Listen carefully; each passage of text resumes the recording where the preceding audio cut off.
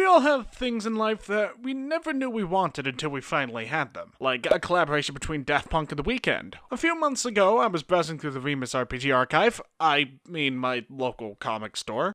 Yeah, let's go with that. And I came across one such tabletop game. Call of Cthulhu. Call of Cthulhu is a horror mystery tabletop game based around the works of renowned white supremacist and occasional author H.P. Lovecraft. You take the role of an investigator, and you're trying to uncover a mystery that will inevitably lead to the discovery of some great eldritch horror, and more often than not, a TPK. The setting itself, on the surface, isn't super interesting. The rulebook provides resources for the 20s, the 90s, the Victorian era, and the Dark Ages, but you can really set out at any point in time you want. Where things get really interesting are the various monsters and deities. They all have unique looks, concepts, stats. If you're wondering whether or not you need to read any of H.P. Lovecraft's stories to understand what's going on, don't worry. The fear one gets from being the only human in a town full of murderous fish cultists isn't something you need to learn from a book. As for the gameplay, it's run in a percentile system. Your rating in a skill is somewhere between 1 and 99, and you want to roll less than or equal to that number on 2 percentile dice. Though a more difficult task could call for you to roll less than half, or even less than a fifth. You could also use a D100 instead of percentile dice, but I'll explain why that's a bad idea in a bit. The best way I can think of to describe gameplay is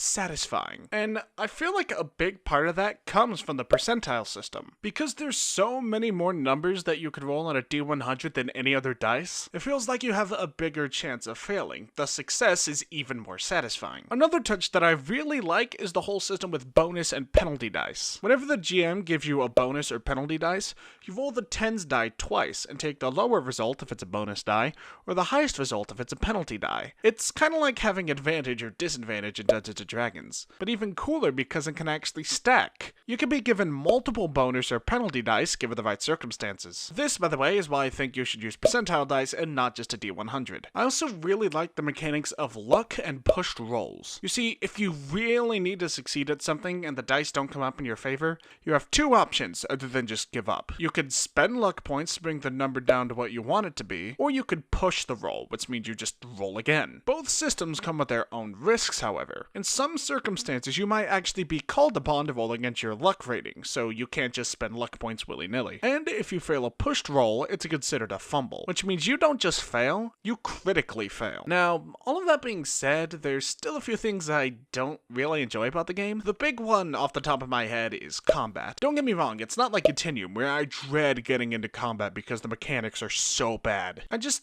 don't really look forward to it. The whole system of choosing whether or not you dodge or fight back is pretty interesting, but everything else about combat is just meh. There's also the sanity system, which is also kind of like combat, just kind of meh. And for a game based around the works of H.P. Lovecraft, sanity being meh is not really a good thing. And lastly, there's character creation, which, while generally pretty fun, does incorporate one thing I can't stand: randomly rolling for stats.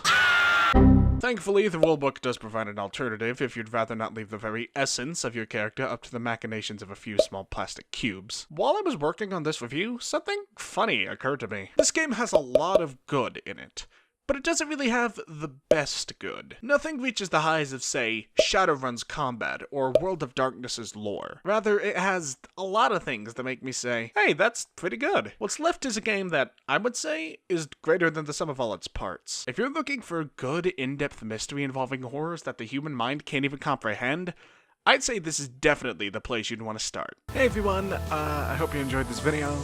I'm doing an end screen because I think those are a lot cooler than just like the pre-made outro I've been doing. So you might have noticed that the art looked a little different for this video. The main reason for that being that my computer crashed. I lost all my files, all the art, everything. I had to redraw it, I had to remake the intro and everything. And now I've learned to back up my files. And if the style of the video looks any different, that's because my laptop can't run HitFilm, which is what I'd been using to edit, so I edited this video on Adobe Premiere, an old version, which I actually think I like Premiere more. But yeah, I hope you guys enjoyed the video. As usual, if you like this video, don't forget there's a button for that. If you want to support me more directly, you can become a patron on Patreon. There's a bunch of really cool rewards on there. But if you don't want to become a patron, that's not strictly necessary. You can just share, like, and comment on my video. Sharing especially really helps me get my videos out there. Yeah, I think that's all I have to say for the outro. Thank you guys so much for watching, and as always, I'll see you lovely people later.